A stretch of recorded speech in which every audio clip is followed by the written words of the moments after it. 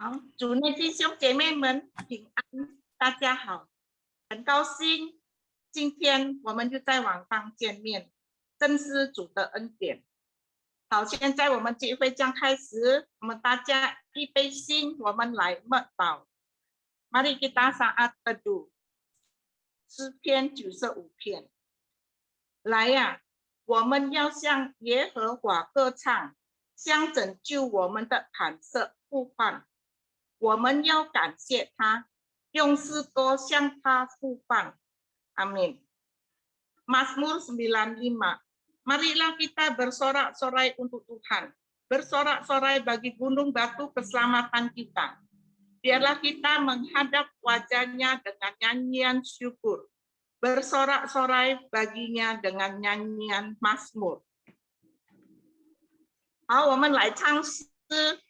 主，你是我力量。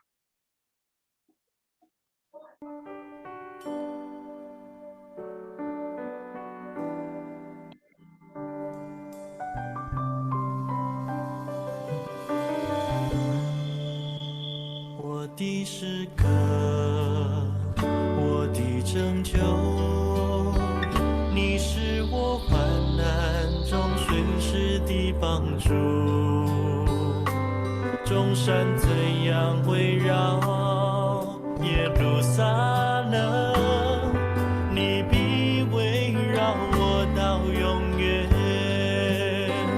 主，你是我力量，主，你是我高台，坚固还是我心靠你必不动摇。主，你是我力量，主，你是避难所，我的盼望只在乎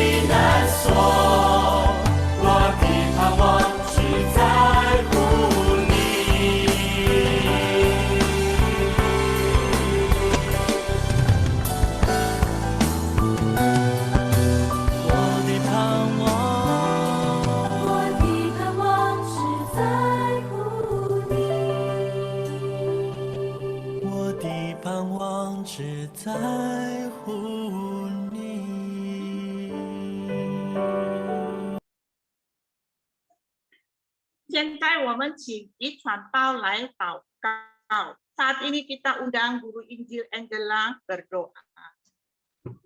好，亲爱的弟兄姐妹们，我们一起低头做一个祷告呀。感谢慈悲爱我们的主，我们谢谢你带领我们平安的度过了一周的时间，进入在新的一周当中，我们真的愿意完全恭敬交在你手中。我们今天是与主你相约的时间，是我们家乐的团契的时间。我们求主你祝福，求主你带领，从开始到结束，主你的圣手都引导着我们每一位。主你自己祝福我们今天的讲员，不管是主你的讲的，还是各样的程序，我们都要交在你手中，都求主你施恩，求主你来带领。我们也是特别要纪念那些在病痛软弱当中的肢体，我们求上帝也是同样的医治怜悯，保守他们，坚固他们，不管是在身体上有软弱，或在心灵上有软弱的，我们都求主你来恩典恩待，都求主你来扶持，使我们靠着主耶稣基督，让我们日子如何，力量也如何。感谢你，我们愿意恭敬把下面时间都交在你手中，求主施恩怜悯，听我们祷告，奉靠救主耶稣基督得胜的名字，阿们。谢谢主。好，我们来读经诗篇130篇1到3节。Mari kita baca firman Tuhan。耶和华，我从深处向你求告，主啊，求你听我的声音，愿你侧耳听我恳求的声音。主耶稣啊，你若纠察罪孽，谁能站得住呢？阿min。Mazmur 130 ayat 1 sampai 3. Dari jurang yang dalam aku berseru kepadamu ya Tuhan. Tuhan, dengarkanlah suaraku. Biarlah telingamu menaruh perhatian kepada suara permohonanku. Jika engkau ya Tuhan mengingat-ingat kesalahan-kesalahan, Tuhan, siapakah yang dapat tahan? Amin. 好，我们再唱一首诗，活出爱。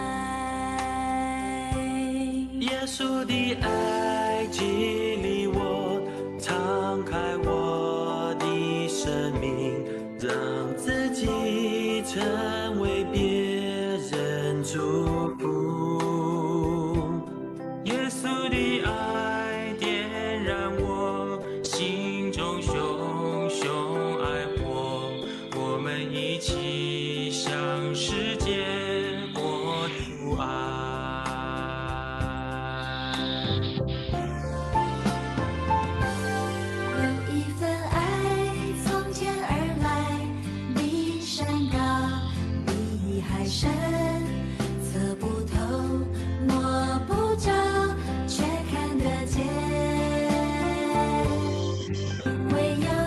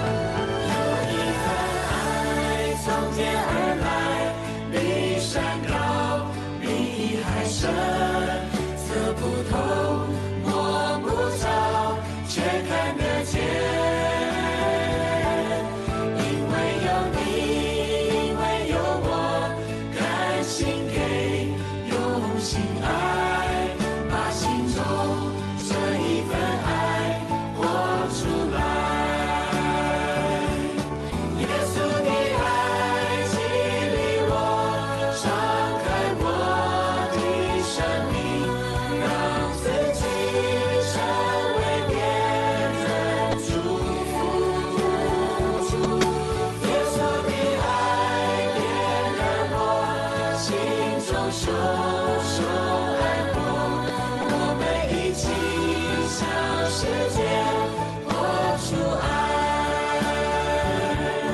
耶稣的爱激励我，敞开我的生命，让自己成为别人祝福。耶稣的爱点燃我心中熊熊爱火，我们一起向世界活出爱，我们一起向世界活出爱，我们一起向世界活出爱。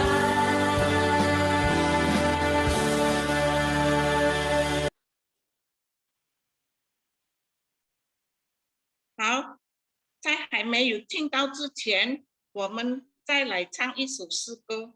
Sebelum mendengarkan firman Tuhan, mari kita naikkan satu pujian. Firman-Mu pelita bagi kakiku.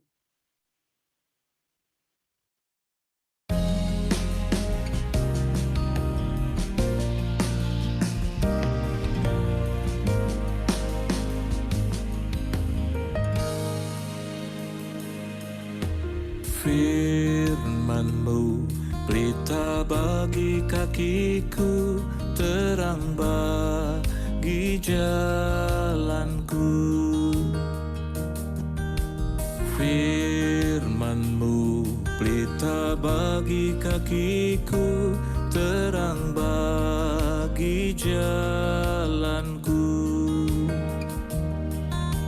Waktu ku bimbang dan hilang jalanku, tetaplah Kau di sisiku. Dan takkan ku takut asal Kau di dekatku, besertaku selamanya.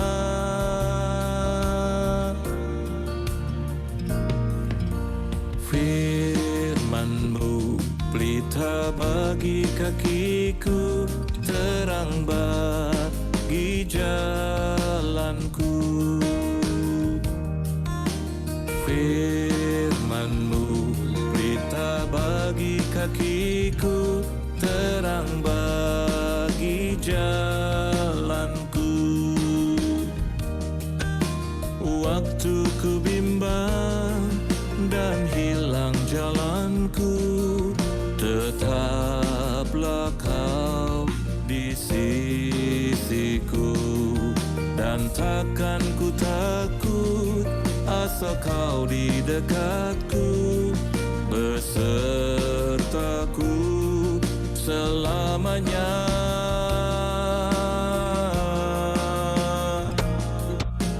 Firman-Mu pelita bagi kakiku, terang bagi jalanku.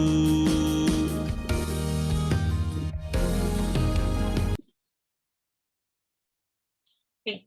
Sebelum kita mendengarkan firman Tuhan, kami perkenalkan dulu Guru Injil Lydia Leokita adalah istri dari Pendeta Immanuel Handoko. Selamat siang Ibu Lydia, Guru Injil Lydia. Ya. Selamat siang. Sekarang Pendeta Immanuel Handoko bergabung melayani di GKY Citra. Guru Injil Lydia saat ini juga pegang persekutuan wanita di GKY Citra. Semoga Tuhan Yesus berkatin pelayanan Pendeta Immanuel Handoko berserta istri yaitu Guru Injil Lydia Leokita. Tuhan Yesus memberkati. Amin. Amin. Ini waktu kami persilakan Guru Injil Lydia membawakan firman Tuhan. Terima kasih. Selamat siang Bapak Ibu sekalian yang dikasih oleh Tuhan. Senang sekali kalau kita bisa sama-sama belajar firman Tuhan hari ini. Waktu tadi saya masuk ke dalam Zoom, saya cukup surprise ya, cukup senang sekali begitu melihat Bapak Ibu sekalian aktif sekali untuk saling menyapa satu dengan yang lainnya. Rasanya akrab sekali ya di antara Bapak Ibu yang ada di persekutuan Kaleb. Ini sungguh hal yang luar biasa indah. Nah, Bapak Ibu sekalian, seperti tadi sudah diperkenalkan, saya adalah istri dari Pendeta Immanuel Handoko, dan kami baru saja bergabung di GKY Citra. Bersyukur sekali kita sama-sama bisa melayani Tuhan, sama-sama bisa bertumbuh di dalam Tuhan. Mari kita berdoa terlebih dahulu sebelum kita mendengarkan firman Tuhan. Mari kita berdoa. Bapa yang ada di dalam sorga, kami mengucap syukur untuk hari ini yang Tuhan masih berikan kepada kami. Kami rindu waktu yang Tuhan percayakan kepada kami ini di dalam persekutuan Kaleb dapat menolong kami bertumbuh makin mengenal Engkau, makin mengasihi Engkau. Berikanlah konsentrasi kepada kami supaya kami bisa tetap fokus untuk mendengarkan firman Tuhan. Terima kasih, berkati kami sekalian yang mendengar atau hamba-Mu yang akan menyampaikan. Terima kasih Tuhan Yesus, dalam nama-Mu kami berdoa. Amin. Nah, Bapak Ibu sekalian, saya akan share screen ya. Ya, firman Tuhan hari ini diambil dari Bilangan pasal yang ke-29, ayat yang ke-40. Saya akan membacakannya buat setiap kita, demikian firman Tuhan. Lalu berbicaralah Musa kepada orang Israel sesuai dengan segala yang diperintahkan Tuhan kepada Musa. Sekali lagi saya akan membacakannya. Lalu berkatalah Musa kepada orang Israel sesuai dengan segala yang diperintahkan Tuhan kepada Musa. Firman Tuhan ini menuliskan di sana Musa membicarakan kepada orang Israel apa yang diperintahkan oleh Tuhan itu sesuai dengan yang diperintahkan Tuhan. Nah, Bapak Ibu sekalian yang dikasih oleh Tuhan, saat ini kita masih ada di dalam masa pandemi. Dan di dalam kondisi yang seperti ini sudah dari tahun lalu, kita melihat anak-anak atau cucu kita masih banyak belajar secara online di rumah. Dan pada waktu kita ngeliatin anak-anak atau cucu-cucu kita yang lagi sekolah secara online, maka kita juga mengingat bagaimana waktu kita sekolah dulu, maka kita mendapati bahwa menghafal merupakan salah satu cara, salah satu metode untuk kita belajar. Contohnya, pada waktu kita masih SD, maka ketika kita belajar yang namanya matematika, maka kita harus menghafal. Baik itu menghafal perkalian, 2 kali 2 sama dengan 4, 6 kali 6 sama dengan 36, kemudian 10 kali 10 sama dengan 100. Bukan saja pembagian, tetapi juga bukan saja perkalian, tetapi juga pembagian. Pembagian kita ngafalin 100 bagi 10 sama dengan 10. Dan seterusnya. Bukan itu saja, kita menghafalkan rumus. Rumus misalnya mencari luas. Luas lingkaran, luas persegi panjang, luas segitiga. Atau kita juga menghafal yang namanya rumus mencari isi. Mencari isi tabung dan lain sebagainya. Kita menghafal. Demikian waktu kita belajar bahasa. Misalnya di dalam bahasa Mandarin kita juga harus menghafal satu kata demi satu kata kita hafalkan. Kalau yang dalam bahasa Inggris kita juga menghafalkan A, apple, B, banana, gitu ya. Cat, dog gitu. Kita hafalkan satu-satu. Lalu kita juga menghafal yang namanya tata bahasanya, grammarnya. Kita hafalkan. Sampai kemudian nanti membentuk satu kalimat. How are you, sir? Atau kita mengatakan, can I borrow your pencil, please? Itu karena kita menghafalkan tata bahasanya. Sehingga kita dapat memakai setiap kata-kata yang sudah kita hafal itu membentuk satu kalimat. Demikian pula kalau kita ingat-ingat waktu kita belajar yang namanya ini, peta. Ya, sebagai orang Indonesia, maka kita harus menghafalkan waktu sekolah, kita menghafalkan pulau-pulau besar yang ada di Indonesia. Entah itu Pulau Jawa, Pulau Kalimantan, dan seterusnya, tapi juga pulau-pulau kecilnya kan. Pulau-pulau kecilnya kita hafalin juga. Di mana Pulau Dobo, di mana Pulau Selayar, di mana Pulau Samosir. Kita mungkin masih mengingat atau kita mungkin sudah lupa juga ya, pulau-pulau kecil, bukan saja pulau, tetapi sungai. Sungai yang paling besar di Indonesia apa? Sungai yang paling besar di Jawa adalah misalnya Bengawan Solo, Serayu ya kita tahu, atau juga gunung. Gunungnya kita hafalin. Yang namanya gunung paling tinggi, gunung-gunung yang ada di Jawa Barat, gunung-gunung yang ada di Papua, mungkin kita harus menghafalnya.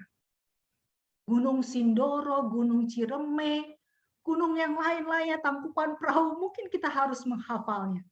Atau juga yang namanya provinsi-provinsi. Di Indonesia ada 34 provinsi. Kita harus hafal banget yang namanya Papua Barat di mana, Maluku Utara di mana, Sulawesi Utara, kemudian Kalimantan Timur. Sampai waktu SD mungkin kita masih ingat ada yang namanya ulangan peta buta. Peta buta itu cuma diberikan gambar saja, peta-peta, tetapi tidak ada nama-namanya. Dan kemudian kita harus ulangan itu harus menebak. Ini kota apa? Ibu kota dari provinsi apa? Penghasilannya apa? Penghasil apa yang di sana? Penghasil batu bara, penghasil misalnya buah-buahan, dan lain sebagainya. Semua harus dihafal. Bukan saja waktu SD.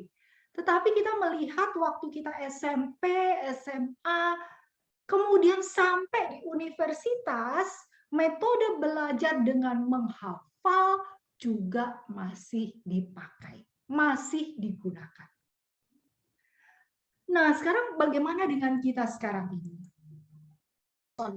Saat kita sudah tidak bersekolah. Nah, pada waktu kita tidak sekarang ini, saat kita sudah tidak lagi bersekolah, pada waktu kita berkunjung ke rumah anak. Kebetulan rumah anak itu letaknya di sebuah perumahan. Dan kita sampai di sana nih ceritanya. Waktu kita sampai di sana, ya kita jadi bingung. Yang mana nih rumah anak kita? Karena waktu kita lihat perumahan itu, rumahnya semua modelnya sama. Warnanya sama, pintu-pintunya juga semua sama. Pas kita nggak bawa HP. Kita nggak bisa telepon ke anak kita, kamu keluar dong. Tolong kamu kasih tahu di mana kamu rumah kamu yang mana. Kita akan kesulitan sekali. Kita harus betul-betul menghafal rumah anak kita, cirinya seperti apa. Ya mungkin kita lupa karena kita sudah lama sekali dalam masa pandemi, kita nggak berani berkunjung ke rumah anak kita. Tapi waktu pandemi sudah mulai turun, kita berani berkunjung, tapi kemudian kita nggak bawa HP, kita lupa. Wah, susah sekali menemukan rumah anak kita. Pada waktu kita tidak bisa menghafal yang mana rumah anak kita. Atau misalnya waktu kita harus pindah. Pindah kemana? Pindah ke apartemen. Waktu pindah ke apartemen atau kita harus nginep sama saudara kita yang tinggal di apartemen, pada waktu kita mau keluar dari apartemen itu, waduh, kita mesti ngapalin betul-betul yang mana atau di mana alamat daripada apartemen kita. Itu di tower apa? Kemudian deket lift apa enggak ya? kita harus menghafal apakah itu dekat tangga darurat atau bukan. Nah, Bapak Ibu sekalian, jangan sampai kemudian karena salah, tidak mengingat-ingat, maka kita masuk ke pintunya apartemen tempat tinggal daripada orang lain. Kita salah masuk, gitu. Kita harus menghafal waktu kita keluar dari apartemen itu, kita betul-betul harus ngafalin. Wah, ini letaknya dekat dengan lift, dan di sebelah kiri atau kanan daripada tetangga kita, itu ada cirinya tertentu mungkin. Atau di depan kita ada ciri tertentu. Sehingga kita tidak salah. Nah, Bapak Ibu sekalian, menghafal adalah satu hal yang kayaknya nggak terlalu sulit waktu kita ada di usia sekolah. Tetapi tidak demikian waktu kita bertambah usia. Menghafal bukan lagi sesuatu yang mudah untuk kita lakukan. Nah, itulah kira-kira yang terlihat di dalam bacaan kita hari ini. Nah, bila kita meneliti bacaan kita tadi, Bapak Ibu, itu tidak bisa dipisahkan dengan pasal sebelumnya, yaitu pasal 28. Bilangan pasal 29 nyambung sama bilangan 28. Nah, waktu kita lihat baik-baik dua pasal ini, maka kita menemukan di sana, di dalam dua pasal ini, ada banyak peraturan. Nah, ini yang kita temukan. Ada peraturan tentang persembahan harian, Sabat, bulan baru. Kemudian ada tentang peraturan hari-hari raya, hari raya Paskah, Pentakosta, peniupan sangkakala, pendamaian, hari raya Pondok Daun. Nah, kita mau coba membaca salah satu dari peraturan-peraturan ini. Salah satunya ya, salah satunya yaitu dari salah satunya ini, dari ayat 12 sampai ayat 16. Saya akan bacakan. Pada hari ke-15 bulan yang ke-7, haruslah kamu mengadakan pertemuan yang khusus. Maka kamu tidak boleh melakukan sesuatu pekerjaan yang berat, harus kamu mengadakan perayaan bagi Tuhan 7 hari. Jadi tanggal berapa? Tanggal 15, bulan berapa? Bulan 7. Perayaannya berapa hari? 7 hari. Apa yang harus dipersembahkan? Korban bakaran. Sebagai korban api-apian, yaitu apa? 13 ekor lembu jantan yang muda. Lalu 2 ekor domba jantan. 14 ekor domba berumur 1 tahun. Umurnya aja disebutkan 1 tahun. Khusus ya. Tidak boleh bercela. Lalu selain korban bakaran, ada korban sajian. Tepung yang terbaik diolah dengan minyak, yakni 3/10 ekor untuk setiap lembu. Tadi lembunya berapa? 13 ekor. Jadi setiap lembu berapa tepungnya? Tepungnya 3/10. Kalau untuk domba berapa? Domba 2/10 eva. Kalau kemudian untuk setiap domba yang 14 ekor itu hanya 1/10 eva. Dan seekor kambing jantan sebagai korban penghapus dosa. Bayangin Bapak Ibu, kita mesti ngafalin. Ini cuma satu dari yang tadi 8 peraturan itu. Ini cuma satu. Aduh, rasanya susah juga ya kita ngafalinnya ya. Ada berapa tadi lembunya ya? Ada berapa dombanya ya? Domba jantan, ada berapa yang umur 1 tahun ya? Mungkin kita akan kesulitan sekali untuk menghafalkannya. Nah, peraturan-peraturan seperti itu mungkin zaman sekarang itu seperti ini. Sebagai orang Indonesia, kita mesti ngafalin ini, Bapak Ibu. Kita mesti ngafalin, tunggu ya, saya colokin dulu. Ya, kita harus menghafalkan yang namanya Undang-Undang Dasar 45 sebagai dasar daripada negara kita. Wah, waktu kita ngafalin, waktu sekolah kita mesti ngafalin. Ini yang namanya Undang-Undang Dasar, ini cuma bab 1 yang ada di layar kita. Bab 1, pasal 1 ada 3 ayat.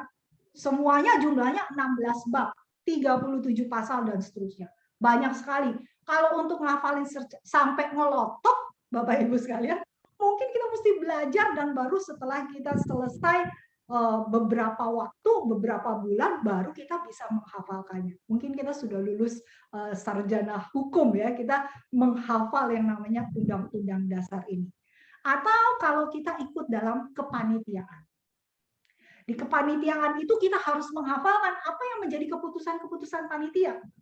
Kalau misalnya kita hanya mengikuti satu kepanitiaan, misalnya kita mengikuti satu kepanitiaan panitia Natal Kaleb. Nah, kemudian kita terlibat di dalamnya. Kita menghafal dong apa yang menjadi keputusannya. Kalau kita cuma ikut satu kepanitiaan, it's okay. Tapi kalau kemudian kita harus ikut secara bersamaan 5 kepanitiaan sampai 8 kepanitiaan, waduh, kita akan mumet banget ya. Kita akan bingung sekali keputusan ini yang mana ya, panitia apa ya, Bapak Ibu. Mungkin gambarannya seperti itu. Bila kemudian kita menelusuri apa yang dikatakan oleh bagian firman Tuhan ini, kita mendapati bahwa waktu Tuhan menyatakan peraturan-peraturan itu disampaikan dari Bilangan 28 ayat 1 sampai Bilangan 29. Nah, kalau kita lihat ini, Bilangan 28 itu dari ayat 1 sampai 31, Bilangan 29 ayat 1 sampai 40. Jadi Tuhan bicara 2 pasal penuh. Di dalam 2 pasal penuh itu di bagian akhirnya di ayat 41 ada ayat 40 baru dikatakan Musa menyampaikan segala sesuatunya itu sesuai dengan yang diperintahkan Tuhan padanya. Bapak Ibu, berapa jumlah daripada ayat di dalam 2 pasal ini? Bisa dilihat berapa jumlahnya? Jumlahnya 71. Artinya Musa itu bisa mengingat 71 ayat ini tanpa salah. Waduh, luar biasa ya Bapak Ibu. Sekarang kita bandingin yuk sama diri kita. Waktu kita bandingin dengan diri kita, waktu kita diminta menghafal 1 ayat, jujur kita ngomong, aduh, contoh susah untuk menghafal 1 ayat. Kadang bagian depan saya ingat, bagian belakang saya nggak ingat. Atau bagian belakang saya ingat, bagian depan saya nggak ingat. Susah. Itu cuma 1 ayat. Tapi Musa menghafal sampai 71 ayat. Dan dia mengatakan sesuai dengan apa yang Tuhan perintahkan kepadanya. Oh, saudara-saudara sekalian, luar biasa. Ya. Dan yang menarik lagi, bukan saja dia bisa menghafal 71 ayat, tetapi yang luar biasa sekali bila kita meneliti berapa ya umurnya Musa waktu dia diminta oleh Tuhan menyampaikan peraturan-peraturan ini kepada bangsa Israel. Nah, Bapak Ibu, dikatakan di dalam pasal yang sebelumnya, Bilangan 27, di sana dikatakan bahwa Tuhan sudah memberitahukan kepada Musa bahwa ia akan dikumpulkan dengan leluhurnya. Artinya, dia akan meninggalkan dunia ini dan akan berkumpul dengan para leluhurnya yang sudah mendahului dia. Dengan kata lain, Musa waktu itu ada di akhir kehidupannya. Waktu-waktu terakhir dari hidup. Nah, Bilangan pasal 34 mengatakan Musa meninggal pada usia 120 tahun. Dari keterangan-keterangan ini kita bisa mendapatkan kemungkinan besar ketika Musa menyampaikan bagian ini, dia sudah berumur lebih dari 100 tahun. Nah, bisa kita bayangkan Bapak Ibu sekalian, di usia yang 100 tahun lebih, Musa mendengarkan 71 ayat tentang detail peraturan-peraturan itu. Nah, tugas ini adalah tugas yang sangat tidak mudah bagi yang namanya Musa. Bagaimana yang dia melakukannya? Kalau kita bayangkan ya, kalau kita imajinasikan pada waktu Tuhan ngomong ke Musa, kira-kira apakah Musa bilang begini ya? Di usia dia yang sudah 100 tahun ya, apakah dia bilang begini ya?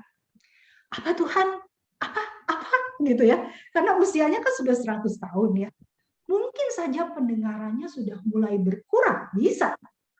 Jadi dia waktu dia dikasih tahu, itu lembunya ada 13, dombanya ada 14. Apa Tuhan? Jangan cepet-cepet Tuhan, jangan cepet-cepet. Apakah mungkin seperti itu? Kalimat-kalimat yang diucapkan oleh Musa. Ya.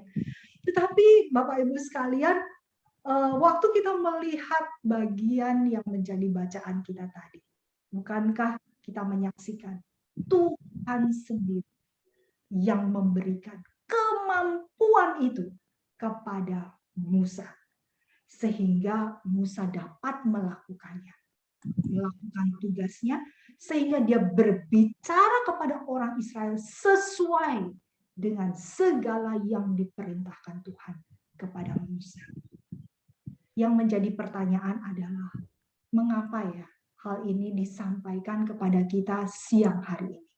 Kenapa sih Tuhan ngomong seperti itu siang hari ini buat setiap kita yang ada di Zoom ini? Apakah sebenarnya Tuhan mau ngomong sama kita, atau Tuhan sedang bertanya kepada kita? Mau nggak kita melakukan apa yang Tuhan tugaskan kepada kita? Mau nggak kita melakukan apa yang Tuhan tugaskan kepada kita? Sekalipun tampaknya tugas itu tuh amat sulit sekali untuk kita lakukan. Khususnya karena kita sudah di usia yang tidak muda lagi. Kita sudah nggak sekuat dulu, kita sudah nggak sepinter dulu, nggak selincah dulu, suara kita mungkin rada-rada berubah, atau banyak hal yang berubah. Pemikiran kita tidak setajam, sekritis dulu. Saudara, mungkin kita mengatakan demikian. Aduh, saya sudah lemah sekarang, sudah susah sekali untuk melakukan tugas yang Tuhan berikan kepada saya. Tapi hari ini Tuhan, apakah Tuhan sedang bertanya kepada kita? Apakah kita mau melakukan tugas yang Tuhan sedang berikan kepada setiap kita? Kalau kita memperhatikan firman Tuhan, tugas yang Tuhan berikan kepada anak-anak Tuhan yang lainnya di dalam firman Tuhan, kepada hamba-hambanya, itu juga bukan tugas yang mudah. Misalnya saja kita melihat Henokh, Abraham, Yakub, Musa, Kaleb, bahkan 12 murid Tuhan. Mereka bukan orang yang perfect, mereka bukan orang yang sempurna, bukan orang yang dalam kondisi prima masing-masing. Tidak, mereka juga punya kelemahan masing-masing. Tetapi di dalam ketaatan, mereka menyerahkan diri sepenuhnya kepada Tuhan. Dan mereka menyaksikan Tuhan yang memberi kemampuan kepada mereka untuk mereka bisa menyelesaikan tugasnya.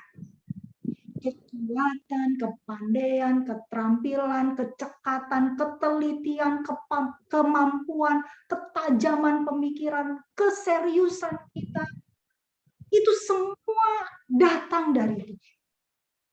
Tanpa Tuhan, kita nggak bisa apa-apa.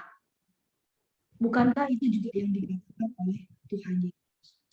Tuhan Yesus juga mengatakan, sebab di luar aku, kamu tidak dapat berbuat apa-apa. Apakah ini yang Tuhan mau untuk kita ingat siang hari? Supaya kita itu bergantung pada Tuhan. Supaya kita itu percaya penuh kepada Tuhan di dalam seluruh hidupku. Ketika kita mengerjakan tugas yang masih Tuhan berikan kepada kita. Kita memang nggak mampu. Kita memang nggak kuat, kita memang nggak pinter, kita memang nggak selincah dulu, kita memang tidak sekritis dulu. Tapi apakah ini waktunya buat setiap kita untuk kita datang kepada Tuhan Yesus? Tuhan tolong saya nggak mampu, saya nggak bisa apa-apa.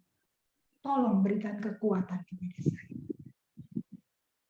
Tugas apa yang Tuhan masih percayakan kepada kita sampai sekarang ini? Apakah tugas itu adalah menjadi opa dan oma cucu kita? Tugas itu mungkin menjadi seorang pendoa. Di rumah kita doain teman-teman kita. Mungkin tugas kita adalah untuk berdoa. Mungkin tugas kita adalah untuk menjadi pendengar buat teman kita yang lagi susah, yang lagi sakit, yang lagi berduka. Atau kita menjadi teman buat cucu kita yang lagi belajar, yang lagi sedih hatinya. Atau kita menjadi seorang pemerhati buat teman-teman kita. Pemerhati kalau mereka kemudian lagi sakit, kemudian mereka sendirian. Saudara, mungkin tugas kita adalah untuk nemenin mereka.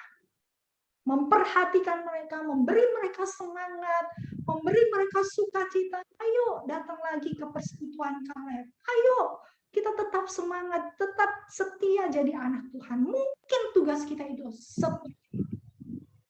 Atau kita menjadi pendamai bagi mereka yang lagi konflik.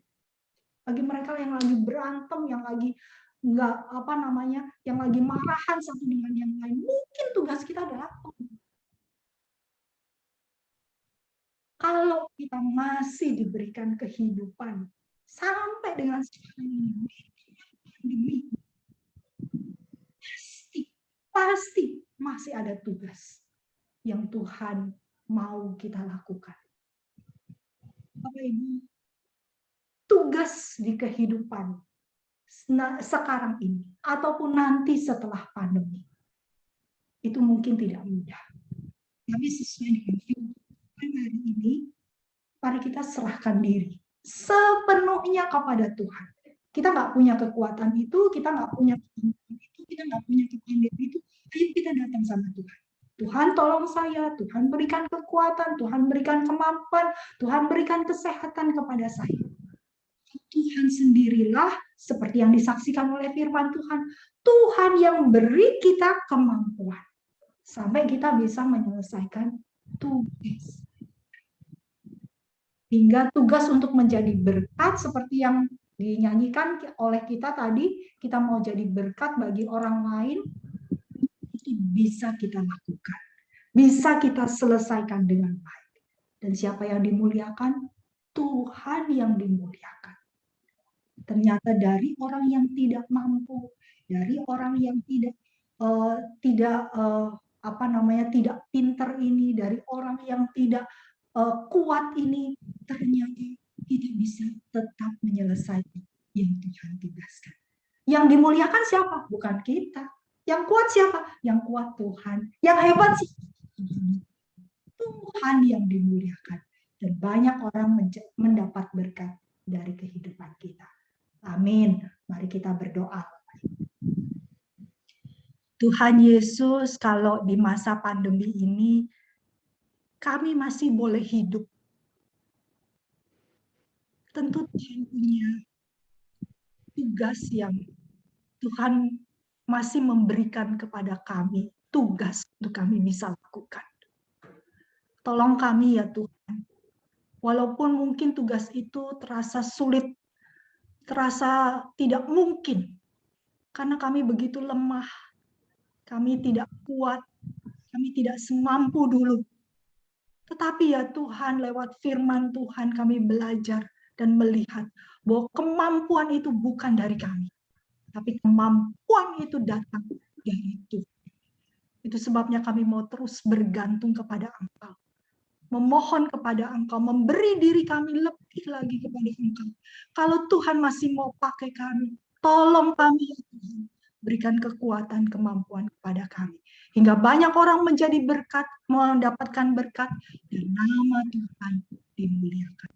Terima kasih ya Tuhan, berkati setiap kami yang mendengar firman-Mu ini. Dalam nama Tuhan Yesus kami berdoa. Amin. Ya Tuhan Yesus memberkati setiap kita. Terima kasih Guru Injil Lydia yang sudah menyampaikan firman Tuhan. Tuhan memberkati pelayanan Guru Injil Lydia. Amin.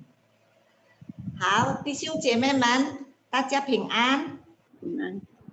这个时候我要做绿场的会务报告，就是下周讲员马边传道、竹林陈雪梅姐妹， pelayanan untuk Kamis yang akan datang adalah pembicara adalah Guru Injil Malvian dan liturgis Ibu Chen Xue Mei. Puji Tuhan, pada saat ini COVID atau Corona sudah mulai mereda, sudah mulai membaik. Saat ini ibadah gereja pada hari Minggu sudah 2 kali ibadah. Bagi Bapak Ibu yang mau mengikuti ibadah di gereja sudah boleh, tapi jumlahnya masih dibatasi, tidak boleh terlalu banyak. Dan juga bagi Bapak Ibu yang sudah 2 kali divaksin, boleh mendaftarkan diri melalui aplikasi gereja. Tetap menjaga protokol, menjaga jarak, dan pakai masker. Terima kasih. 好，这个时候我们要听陈学梅姐妹，她要唱一首诗歌。我把这个时间交给陈学梅姐妹。Tibalah saatnya Saudari Syekmei akan menaikkan sebuah pujian. Waktu saya persilakan. 好，谢谢夏美对姐妹， Terima kasih. 感谢主，众兄弟姐妹们，我们大家都好高兴呀。我们虽然是在网上来相见，感谢主，我们感觉到这都是神的恩典。那我要唱一首诗，就是每一天都是主的恩典。每一天都是主恩典，主的光照我心田，好像阳光冲破乌云照耀，像晨星在夜间所闪。世界诸多问题压力重担，内心诸多烦恼怨气哀叹，主的光照亮我心中黑暗，每一天都是主恩典，每一天都是主恩典，主的光照我心田。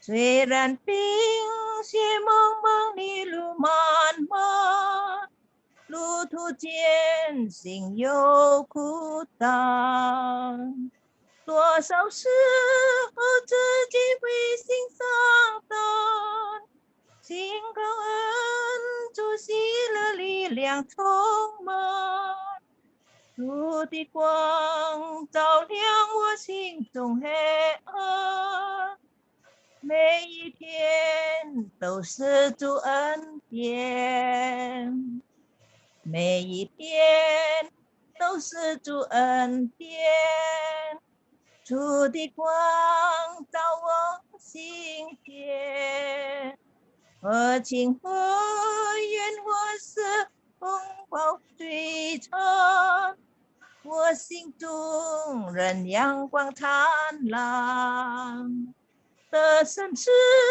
假设我一生离奔，不看环境，只仰望主永远，主的光照亮我心中黑暗，每一天都是主恩典，每一天都是主恩典，平安喜乐充满心田。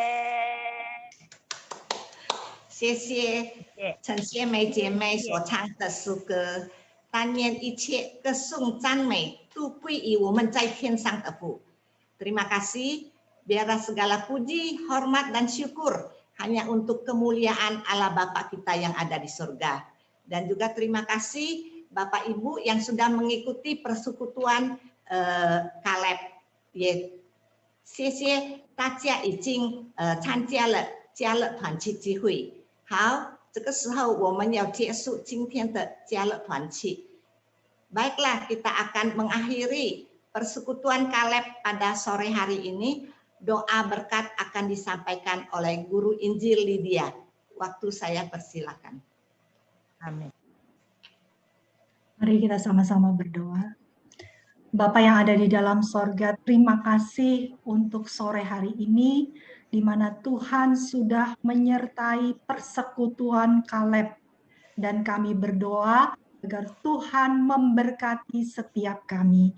Kiranya kasih karunia dari Allah Tritunggal, Allah Bapa, Putra, dan Roh Kudus, menyertai setiap kami dari sekarang ini sampai dengan Maranatha, Tuhan Yesus datang kembali. Amin. Terima kasih Guru Injil Lydia. Oke.